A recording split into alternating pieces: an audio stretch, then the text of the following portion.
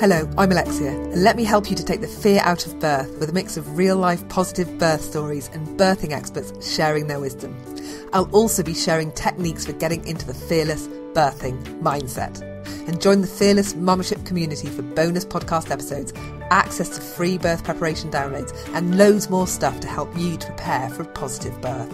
Join today at fearfreechildbirth.com. Hello and welcome to the Fear Free Childbirth podcast. This is me, your host, Alexia Leach, and thank you so much for joining me today. Now, on today's show, I'm going to be sharing with you a positive birth story all the way from Sweden. Now, today's story is from Tora. I think I've said that right. And Tora's story is just wonderful, and it's extra special for me because Tora is a listener of the Fear Free Childbirth podcast and listened to it throughout the whole of her pregnancy. But also she uses a lot of the resources that I provide and my fear clearance technique, and that's what she used to prepare for her birth. So I'm particularly interested in this one because it's yet another example of my fear clearance method being used and delivering brilliant results for somebody. And basically you'll hear Tora saying it in a bit, but basically she was a bit like a Zen master going into her birth and felt completely fearless. So this is really a great story to listen to because when she even got to the hospital, the midwives didn't even think she was that far gone because she was so calm. So that is how fearless she was in preparation for her birth. So I'm sure you're going to really enjoy listening to Tora sharing her story, and you might even hear some little gurgling noises in the background because she is breastfeeding while we're having our chat. Enjoy. Well, hello Tora, welcome to the Fear Free Childbirth podcast. Hi, Alexia. Thank you. Thank you so much for joining me. Now, you are going to be sharing with us your pregnancy journey and your positive birth story as well. I can't wait to hear it because you are a listener of the podcast too, which makes it super exciting for me to find out how your journey was, and certainly as somebody who is listening to the podcast. So thank you so much for agreeing to come on the show. It feels great. Thank you for having me. And also, we just probably ought to mention to the listeners that you are breastfeeding, and your little one is how old? He is 4 weeks old. 4 weeks old. So yeah, so if there's little gurgles in the background, then that is what's going on. But it's all perfectly okay because that's a lot of my guests do end up talking to me while they're breastfeeding. And in fact, some of my early podcast episodes were me doing exact that thing or being with my little one in a sling. So that's all perfectly okay on this podcast. So Tora, before we get going, just let us know a little bit more about who you are and who Tora is, for the listeners to get a little bit of an idea. I'm a lawyer. I finished my studies 1 week before giving birth. So now I'm officially a lawyer. I'm also a soldier. I've been working in the Swedish Armed Forces for 5 years or so. So wow. That's who I am. So you're quite hardcore then? Well, I know the limits of my body. Yeah. That maybe other people don't. So with the work being a soldier, does that mean you've done a lot of physical? Has it been a lot of sort of, not frontline, but sort of very physical work, or has it been behind the scenes? It's been frontline. I'm a military interpreter, so I've been to Afghanistan and Mali and worked there. Goodness. So some challenging environments. Definitely. Mali was very hot. Well, I'm looking forward to understanding how that kind of compares to birth because, this is going to be super, super interesting. So now, one way I like to start asking, I speak to mums sharing their birth stories, is that moment that you found out that you're pregnant. So do tell me, how was it for you when you found out that you were pregnant? Oh, we were trying for only a few months, and then my period was 3 days late or so. My boyfriend was actually away on work for 5 days. He was going to be away for another 5 days, but I couldn't wait. So I took the test actually at the university.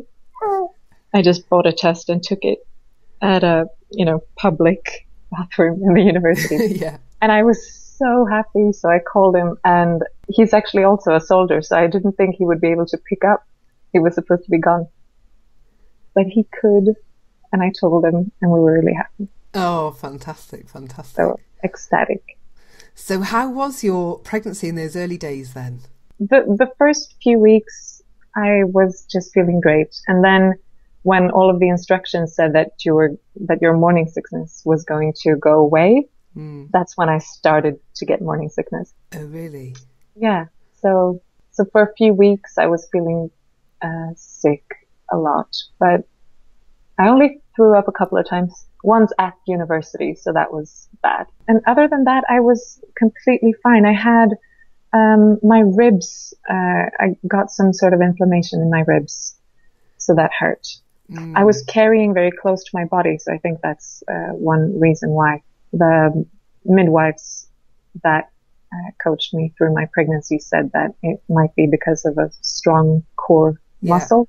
I didn't get big. I got quite small. But he was kicking the same ribs through my last 5 months. And I think my ribs in my first pregnancy were they really ached a lot, and I really felt them a lot. And I think, and I was much fitter just before my first pregnancy, so I'm thinking it's probably that having good core strength probably has a real impact when it comes to that, I would imagine. One of the things that we've been in touch quite a bit over email, and you've told me that you've been you've used so much of the stuff that I share for free on the website. So I'm just wondering, my own personal question really is, when did you sort of stumble across the podcast and start using some of the stuff that is available from, that I give away? Well, I think someone that I talked to said, you shouldn't listen to so many bad stories because that's not going to give you a good preparation. And the first part of my pregnancy, like the first half of it, I had just been listening to all of the bad stories and doing research on everything that could go wrong. So I decided to search for podcasts that had something to do with birth. And I found yours quite easily. So Fear-Free Birth. Oh yes, and also the midwife we went to a course on the hospital that we were supposed to give birth. And she said, you can really tell how the women who come in here have prepared before they come, because sometimes they've been doing hypnobirthing and they're completely silent when they come in and give birth. Sometimes they do fearless birthing, and then they're also absolutely silent. So I actually searched for fearless birthing in both Swedish and English, and then I found it. Oh, lovely. Okay. So what point in your pregnancy did you start shifting from reading all that negative stuff to more positive stuff then? What point were you at? Quite late. I think I was 7 months pregnant or so when I started listening to your podcast. Wow. Okay. So up until that point, does that mean that you were kind of absorbing lots of maybe more the medical type of information, or absorbing some of the more negative stories as well? Yes, definitely more medical preparation. But I also felt that I got calmer the more I read, even before. Because the information that you can get from the from the Swedish medical facilities and so on, it's actually quite nuanced. So I think that made me calm as well. Oh, good. But I also researched everything that can go wrong with a baby, afterwards, all the different illnesses that they could have.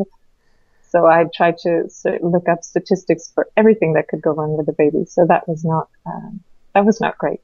No. But I managed to deal with that after. I didn't start from a fearful place though. I started from a quite calm place where I was just looking forward to the challenge. Mm. And so from the, given your background as a soldier as well, I'm just curious to understand how what your beliefs were around your body being able to do this, and how you felt about birthing a baby. Yeah, I mean, since I know the limits of my body and I know what it's like when something hurts, but you can still get through it. Because of that, I think I was always quite relaxed, because I know that every woman can do it. So why wouldn't I be able to? I know that I'm able to cope with physical challenges normally, but I thought it would be really hard. I just thought, I'll be able to do that. So when you say you thought it was going to be really hard, what does hard mean for you then? Well, I thought it was going to be absolutely excruciatingly painful, because that's what I've always heard. Yeah. And when you say something like it wasn't that painful, then people just laugh at you. Yeah. So I can't wait to hear about your birth. I don't want to get there just yet. So I want to find out more about how you. So you mentioned to me that you started feeling sick Was it in your second trimester? Because that's normally when a lot of morning sickness tends to end. So during your second trimester, you were feeling quite nauseous. So is there anything else that you're experiencing other than the nausea and the rib ache that you talked about during your second trimester? Yes, I had a bit of heartburn. Did that last right through until birth, or did that kind of disappear for you? No, it got worse up until birth. Yeah. So I had more and more up until birth. I had that completely as well. And I'm just wondering, what did you find anything that helped you with your heartburn? Yes, I asked my midwife which kind of medicines I could use. So I took some different medicines. Because when I was getting really bad heartburn, this is what started me off on taking hot chocolate before going to bed, the milk with the hot chocolate and a ginger biscuit, the ginger for the kind of nausea. And that really helped me. But unfortunately, that became a habit. And I still now drink hot chocolates and ginger biscuits before going to bed, which I'm sure is not helping me shed the baby weight. But it really did help me. So other than that, leading up to your pregnancy or your birth then, how are you feeling in the lead up, let's say in the last 6 weeks or so? Oh, in the last 6 weeks, I had been preparing so much already, and I was just preparing all until the end. So I was really looking forward to it. And I started believing that it was going to be great and it was going to be a good birth. And, I felt great too. I mean, we went to a party the night before I gave birth, and everything just worked out great. So tell me then how, and I want to get into a little bit of the detail now in terms of how you actually prepared. What did you actually do to prepare that you think really, really helped you? Well, I listened to about 100 episodes of your podcast, or I don't know how many they are, especially the ones with positive birth stories. Yeah. Other people. Yeah. Because they were great. And I did your three videos, where you give the head trash clearance method. Yeah. So I watched those videos. I did the head trash clearance method. I worked through all of my fears in the way that you suggested, and it really didn't take long. So that was good. I mean, I think it really helped me, even though that was probably what I spent less time doing as a preparation. So how many fears, like, I don't know, did you work on about 5 or 10? 10? Okay. Are you okay sharing any of those with us? Yeah, sure. I wrote them down. Most of them are concerning the baby, the health of the baby, risk of cerebral palsy or something like that. Yeah. During birth, lack of oxygen. And I was afraid of birthing a stillborn baby. That was my biggest fear. Because I had some friends who had to go through that, and I just felt like that would be, just terrible. So I was afraid of that. I was also afraid for myself of getting a cesarean, epidural, induction, and tearing. And one pretty specific to Sweden, or specific to Stockholm, where I live. I was afraid of having the hospital that I was going to give birth on being fully booked. Because right now we have, they just decided to close down one of the birthing hospitals. So now the hospital that were responsible for me was 40% overbooked. Oh, so I know that I might have to even leave Stockholm and go for 2 hours in a car. And since we don't have a car, then we would have had to take a cab, or I don't know, the train. Oh my goodness. So I was not looking forward to that. So that's something I worked really a lot with. And also with my partner, just talking about how it doesn't matter if you don't get to go to the hospital that we've chosen, even though we really like that one. It's fine. It's going to be good either way. So in terms of clearing your fears, and how did you find that, going through that sort of process of doing the clearance? How was that for you? It's weird how well it works, because it doesn't feel like you're actually doing something. I think because you're approaching each fear or each problem in so many different ways. So then it's like your brain gets exhausted, or so in the end, when you ask yourself, so how do I feel about this fear? You're just, Yeah. Whatever. Is that how you felt? And you're like, phew. Yeah. So you did that. So basically you used that process on every single one of those fears that you talked about. And so going into your birth then, did you find that they just didn't they weren't coming to mind? How was that for you going into birth, of those fears that you did have? No, I was never afraid when I was giving birth. So it didn't come up. Okay. I mean, even if I might have been slightly worried because we didn't end up going to the hospital that we had chosen. We had to go to a different one that was further away. And I felt, that's too bad. But that's pretty much it. I didn't panic. I didn't, get stressed up over it. I just felt dealt with it. A bit bummed out, but yeah. It was fine. Yeah. No, that's brilliant. That's brilliant. Because that process, that's what that does. It kind of really helps you take the emotion out so that whatever happens, there isn't that emotion there. You can just go, okay, and you deal with it and you can respond in a more flexible, kind of easygoing way. And it sounds like that's how that worked for you. Yeah, definitely. Wow, brilliant. It's just so lovely for me hearing that, speaking to somebody that's tried this, that's doing it, that I haven't worked with directly. So it's wonderful for me to know that this really, really worked for you. So thank you for sharing that with me, Tora. It's really, really great. I used it on some other things as well. Just some things that came up during pregnancy. I mean, because I was writing my thesis, in the last stages of pregnancy. So I used it a little bit on that. Just the stress of that. Because I really didn't want to be stressed, because that's not good when you're pregnant. So I was pretty zen all through writing my thesis. So that was great. Amazing. And so what else were you using to help you prepare for your birth? Like what other preparations were you doing? Well, I used some hypnobirthing tracks. Okay. So I searched on Spotify, which is a streaming service. Yep. And I searched for hypnobirthing, and I used one by Phil Parker. Okay. Also, I think he's British as well. A lot of the hypnobirthing stuff is British, and I really like the accents, even though right now I'm a bit confused and I'm somewhere between American and British because I'm talking to you. And because right now whenever I say birth, I just want to say birth. Funny. But Phil Parker, really great. He has a 40 minutes long meditation that's free on Spotify. So I listened to that, and it's 2 tracks. So the first one is preparation, and you go into different rooms and you prepare and you see yourself as confident, and you just have to imagine yourself as when you're in a calm place, when you're in a confident place, and you go through different rooms to prepare. And then the second track I listened to for the first time during birth, during labor.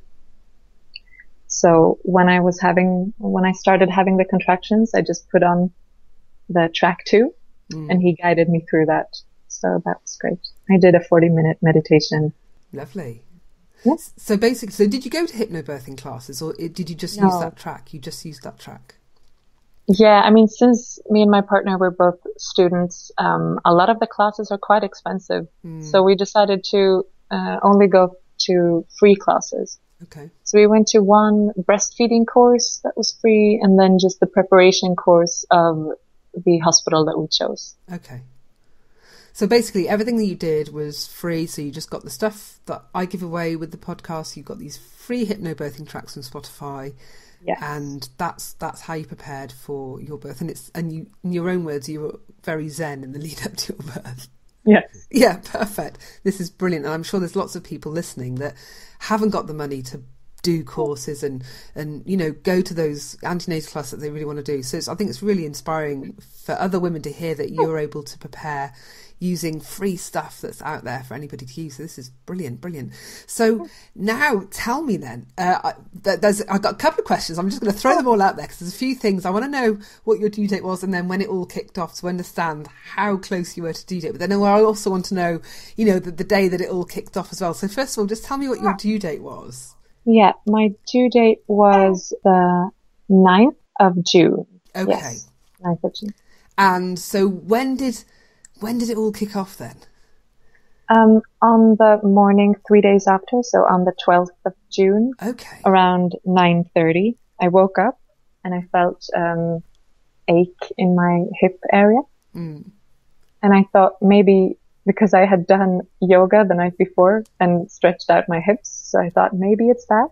But then I lay completely still in my bed and it came and went in a rhythmic way. So I thought, that is not something that normal ache does. No. So I think this is happening. And I was really excited. And I wanted to wake up my partner, but I let him sleep for another few hours. So, okay, so you got when you woke up that day, or when everybody, right, so when your partner got up, how did that day unfold for you then? When he woke up around 11, I said, I think we're giving birth today. So, and I was starting to time the contractions. They still they were very mellow, so not very intense. And then they started getting more and more intense. I was actually chatting with my girlfriends, a group of girlfriends that I wanted to invite for dinner. So they were going to come by at 4:00 for dinner at my place. And I said, well, I'm having contractions now, so I think I'm going to give birth. But that can take days. So you guys should definitely come. Brilliant. Yeah. And then, but I said, I'll keep you posted. Yeah. So before you come, just ask me again. Yeah. And then around 12, around noon, I said, I'm not going to be able to cook for anyone today. So don't come along. Yeah. That's also when I called the hospital. Okay. For the first time. So, cause they want you to call early. So I called them and I said, hi, I think I'm in labor. I'm having contractions. They're not, regular yet though. So, I'll call you again when they're regular. And she said, oh, great. And I said, I'll try to meditate through it and just relax. And she said, oh, that's exactly what you should do. Perfect. So I hung up the phone and I went to bed with the meditations.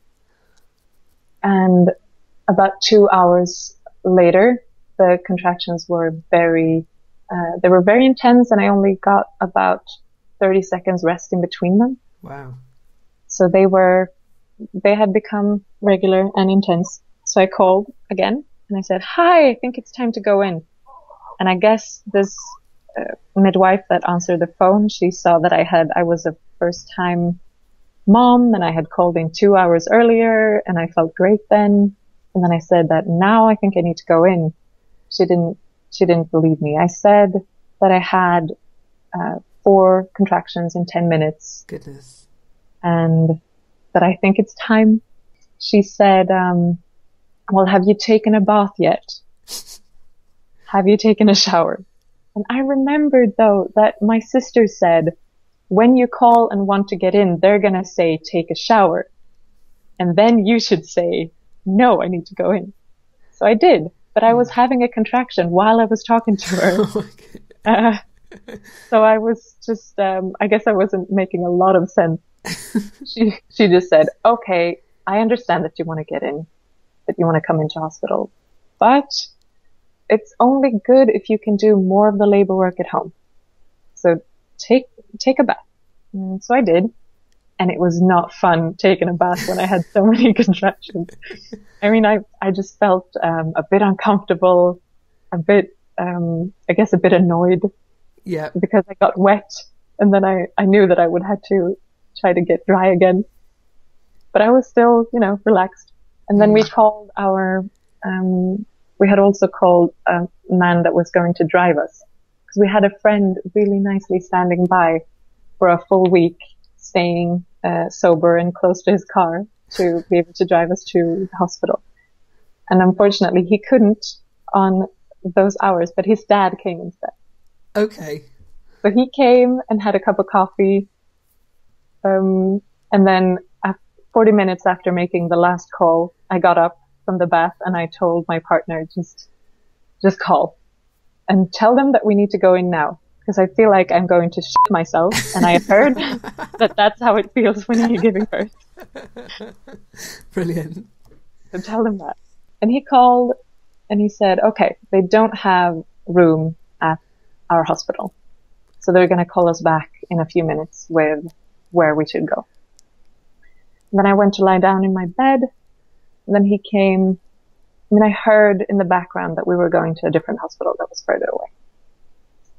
And I thought maybe I can wait for a while and then maybe a space will open up.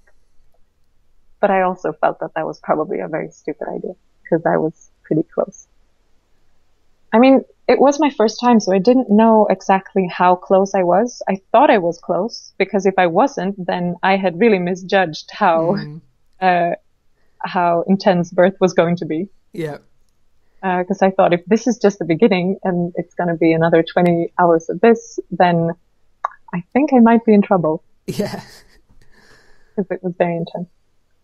Then we went to the car and our friend's dad was so kind. He tried to help me. He offered his arm all the time for me to lean on, but for some reason I did not want to be touched. So whenever he really nicely put his hand on me, I said, "Stop touching me." But I was very calm. I just was very clear on what I wanted. The car ride was quite a challenge though, because it was hard when I couldn't switch positions and still had to relax. Yeah. Because I felt like my entire body wanted to tense up whenever the contractions came. Yeah. And that's what I knew that I wasn't supposed to do. And I'm just trying to imagine getting in the car when I had contractions and I can't. And I'm just, there's no way I could have sat in a car seat with a belt on. I would have been on all fours in the back seat. How did that look for you being in a car with that level of intensity of contraction? How did you do that? Well, there's a handle in the ceiling of most cars. Yeah. I wanted to hold on to that and just squeeze it. But then at the same time, I knew that that's just going to increase my tension. Yeah. I was just, my partner just saw me trying to grab the handle, but not doing it. Right. So all the time I was just reaching for it, but not grabbing it. And he said, finally, "Do you want me to help you grab it?" I'm like, "No, I'm not. I'm not grabbing it." And I told him to help me by pushing on my thigh. Right. So I had heard that if you put some pressure on a different place in the body, then that can help you to focus on something else. So I told him to push on my thigh, and it felt like he just put his hand there, and he's a strong guy. And I said, "No, I need you to really push." Like, "Oh, but I am." No, both hands. Just push as hard as you can. So he did, and he was sure that I was going to get bruised, but I didn't. Wow. So he worked really hard through the car journey as well. Whenever I had a contraction, he used all of his muscles, all of his strength to push on my thigh. So that really helped. So were you both in the back seat? Yes. What kind of car was this? I'm just really curious. Like, was it just a normal car? Or were you just a regular car? Just a regular car? Because I'm thinking I would need like a van or something just so I could get comfortably. So how long was that ride? I think about 40 minutes. Wow. And did it feel like 40 minutes, or was it just sort of otherworldly for you, that journey? Well, I had my eyes closed the entire time. Okay. I just opened my eyes a couple of times when we were taking turns, I think. And I just remember that I thought, this kind of looks like we're in a different country. Because I just got slight, just a few pictures of a few places that looked like Spain or something. So that's all I remember from the car ride, basically. So have you got any sort of tips for other women that, if there's women listening that are thinking, I might have to do a car ride like this, have you got any advice to share? Or having been through that and, say, well, try this, do this, is there anything that you'd like to share for somebody else listening? Go to the hospital earlier. Don't listen to those midwives trying to put No, you off. Don't listen to them. No, seriously. I mean, because of the problems in the Stockholm area, I get that they want you to stay at home later because there's no room. So if somebody, especially a first-time mom, comes in and she's going to be there for 24 hours, then that takes up a lot of space for somebody else that would have to travel hours to go somewhere. So I get why they do that. It's just, for me, that was wrong because they had no idea how much I had been meditating. Yeah, you were way too zen, I think. Way too zen. I didn't know. So when you finally got into hospital then, what happened then? Well, I got into hospital, and in the waiting room, I went down on all fours and I took one of the contractions holding onto a chair. Completely quiet though, but or maybe making some animal sounds. And the midwife came out and said, "Hi, do you have ID? I need to register you." And my boyfriend did all of that. He found my ID, and I was just with my eyes closed down on the floor. And she said, I think I'm going to have to do your check right now, if that's okay with you." So she checked, and she said, "Oh, you're fully open." Oh my goodness. Yeah. "And you're giving birth today." Wow. Then she left to prepare a birthing room, and two nurses came. One that was in training, it was her first birth, and one old timer who had been through thousands of births. So they were standing by my side, and after, I think 10 minutes after coming into the hospital, the first pushing contractions. What do you call that in English? Is it in the transition phase? And maybe, when the contractions stop from opening up to just pushing down. Oh, yeah. Yeah. So when you're involuntarily pushing. Yeah. So you just push it. Yeah. Yeah. The first involuntary push came 10 minutes after coming into the hospital. Goodness. And then the waters broke all over the room. So it just sprayed. And luckily no one was standing. Were you still in the waiting room at this point? Or were yes, I was in the waiting room. But I was on a bed though, and they had started measuring my contractions and the baby's heartbeat. So they had put that on. They did that really quickly. So I was laying flat on my back and just sprayed the water across the room. So that happened. And then, the pushing started. So they got a bit, I think they were not really prepared for that. So they were quite stressed and said, "Oh, better get the midwife right now." And they were thinking about, discussing whether or not to actually move me to a birthing room or if I was going to do the whole labor in the waiting area. But they moved me. The waiting area was empty. There was no other people there. So it was quite a calm room. Actually a calmer environment than the birthing room, I realized. But since I had my eyes closed the entire time in there, I didn't see that environment until after. Okay. We had chosen a modern hospital with a very humane view on birth, and they have really beautiful rooms and a lot of calm music and candles and a lot of that stuff. Not real candles because fire, but this was a regular hospital, so they had none of that pretty stuff. No private baths and so on. Okay. They had that in the hospital that we had chosen. Right. But since I was only there for an hour before the baby was out, it didn't really matter. So you were on your back as you were pushing, is that right? The first few pushes, yes, because I was on my back as they had examined me. Okay. And then when I was moving, they told me to move from the bed I was on, because they rolled me in on that bed to the next room. They told me to move over to the next bed, and then I just decided to stand on my knees, so on my hands and knees. And they said, "Do you want to stand like this?" I said, "Yes." Like, okay, great, do that. And they let me push on for another 10 minutes, but the baby's heart rate was falling, at least as far as they could tell. Because a lot of stress came on my little baby, because when the waters broke and he was so far down already, there was a lot of pressure on him really fast. So they were actually worried that they were going to have to do a suction. Goodness. Because he didn't, and they thought, well, we just started, they explained to me later, we started to let you push, just let you go with your body for 10 minutes. But since his heart rate was falling, we decided to have you stop pushing. So that's what they did. They told me to not push anymore. So I had to work against the contractions for a while. When you say, what did you do then? You just...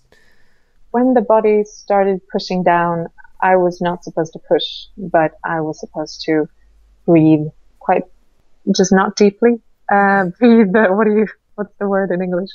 Just breathe shallow, just a shallow breathing, just, yeah, okay. Try to not push and just relax as much as I could. And I was sometimes on my hands and knees. Sometimes they told me to get on my side, and I did that. They were really good with that. They just gave me suggestions and I followed, and it didn't feel stressful at all. So they just helped me through it. Mm. I was on my back for a while too, with my legs in the stirrups, just a few minutes. And in the end, I had to work against the contractions. I mean, relax through them for 20 minutes or so. Mm.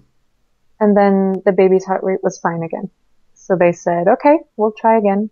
And now I want you to push 3 times each contraction. Try to do that. Give it 3 pushes.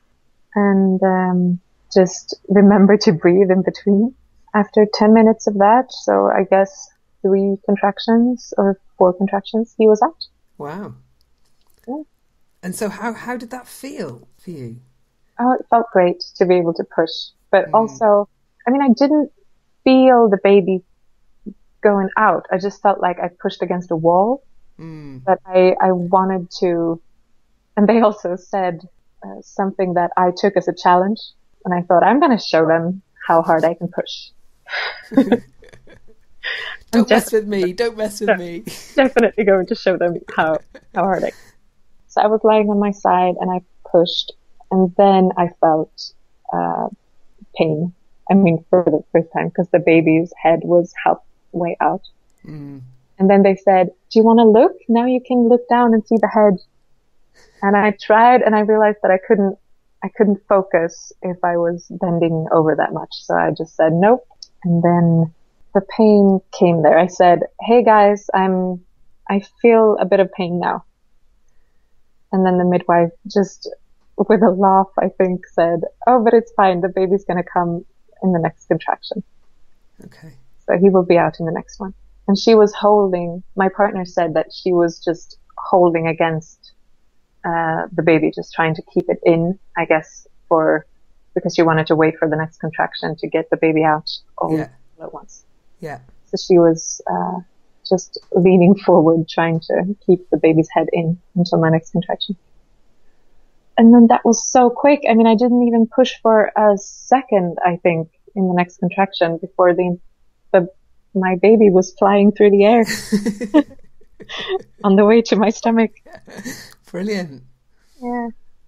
Wow. And so then were you handed the baby straight away? Yes. They just put him right on my stomach, wet and beautiful. Oh. And I just said, hey, because that's hello in Swedish. Yeah. Hey, välkommen, welcome. Oh, how lovely. And I cried. Yeah. Yeah, it was really cool. And I just remembered when that happened, I just realized that this is the most beautiful thing that's ever going to happen. It just felt so unreal. No, lovely, just lovely. So what time was this at now then? I've completely lost track of time. 5. So this was at 5 p.m. So was it at midday you were still at home, weren't you, having baths? Was that right? Yeah, I mean, at 2, I was, I said that I wanted to go in, and she said you should have a bath. Okay, that was at 2, right. Yeah, so at 3, we called and said, it's really time to go in. Yeah. And we got a place at another hospital, came in at 2 minutes to 4, we were registered. Okay. And then at 5:09, wow. The baby came. Oh, lovely. How quick. So when you woke up in the night with your twins, do you know what time that was when you woke up in the night? No, it was in the morning, so it was at 9:30. Oh, at 9:30. So my goodness, that was a nice speedy labour for you then, wasn't it? Definitely. Very. And so for you, you mentioned pain during that last contraction when the baby was half out. Was that the first instance of pain for you then during your labour? I mean, the first instance of pain that I can recognize from some other part of my life. I mean, because the contractions were it's another sensation. I wouldn't describe it as pain, but it's definitely very intense and hard to relax through. Yeah, and that's my a fair comment. I mean, my body wanted to tense up as a response to the contraction, but I knew I wasn't supposed to, and I was clear in my head enough to relax through them and manage to do that. And I think that's probably what made it so quick too, because when you relax through them, they manage to open you up. Yeah. And that's what they're for. Yeah. And if you tense up, then you can't really open up. So with all just thinking about the fears that you had beforehand, did any of those crop up for you in your mind as you were in birth, or were you completely present? I mean, it sounds like you were completely present with your birth, but I'm just wondering if anything did come into your mind at that point. Well, when they said that the baby's heartbeat was dropping and that I had to stop pushing for a while, of course I was a bit worried. They were really good though, the midwife and the nurses, because they didn't say anything about having to do a suction or that it got more serious. I did realize after that there were a lot of people in the room then, because then they called in some other nurses. Because in just the first few minutes, because of the baby's heart rate, it got to a different risk level according to their standards. Right. So then they called in the people prepared to. And so, so you had a lot of people in there, but you managed, as far as you were concerned, you felt reasonably calm. Yeah, definitely. Yeah, fabulous.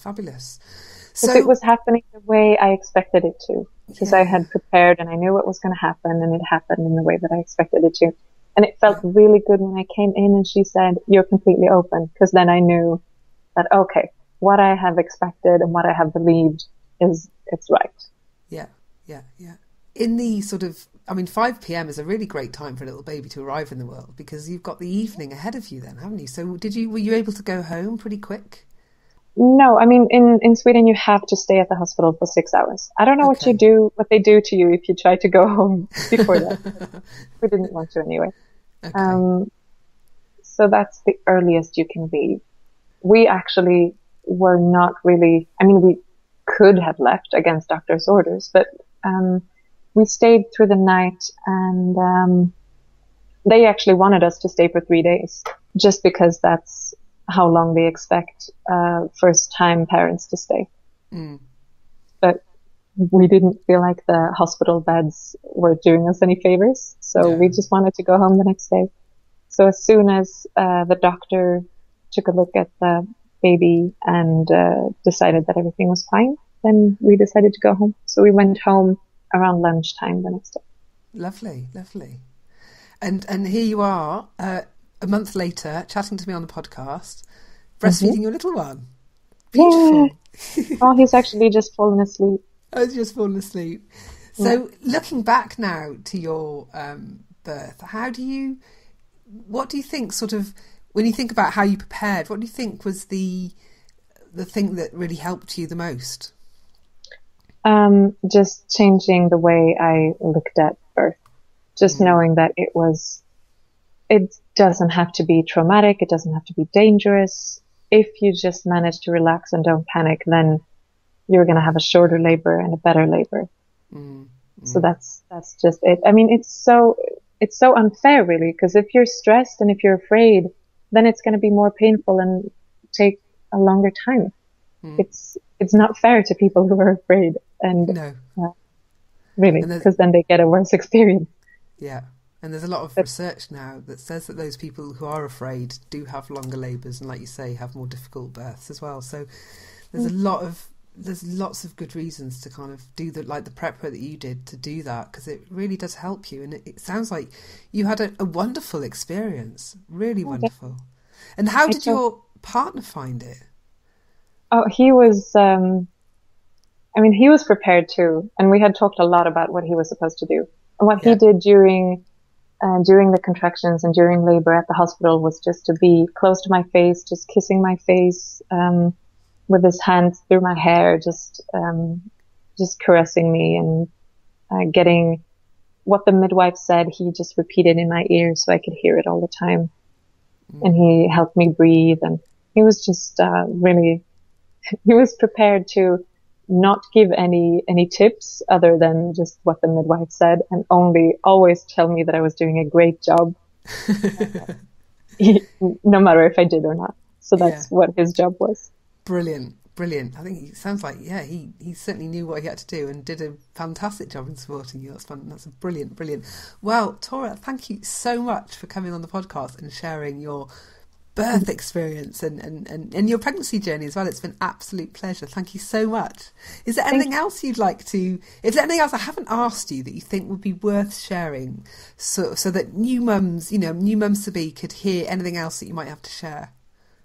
Well, there was one more resource that I used. I Googled hypnobirthing download, and I found something that I think might not be strictly legally put online, so I'm not going to say the name of it, but I found affirmations that I listened to on the subway so many times. I think I listened to them 70 times or something. Just a calm woman telling me how great my birth was going to be. And I actually heard her voice then after, when I was in contractions. I heard her say, "Each search brings you closer to your baby." And then, things like that. And I told all of my friends that, yes, it's not really like me, but I'm on the hippie train now. Because it's scientifically, it's the right thing to do. I'm definitely boarded the hippie train. Have you? Welcome aboard. Yeah, thanks. And it felt great. Fantastic. Well, Tora, once again, thank you so much for sharing your story with everybody here on the Fear Free Childbirth podcast. Thank you so much for having me. Feels good to share it. Now, wasn't that a lovely story? Now, if you'd like to get hold of some of those resources that Tora used to prepare for her wonderful birth, then you can get hold of a lot of those in the Fearless Mummership community, which you can join for free at fearfreechildbirth.com. I hope you found today's podcast useful and lovely to listen to, and I'll see you next time. Bye for now.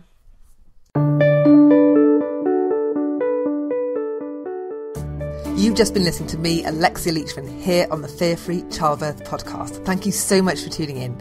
Now, this is just a wee reminder that if you'd like to listen to bonus podcast episodes and have access to loads of birth preparation downloads, my video mini-series on reducing your fears and so much more, then join the Fearless Mummership community today. You can join at fearfreechildbirth.com. Until next time, bye for now.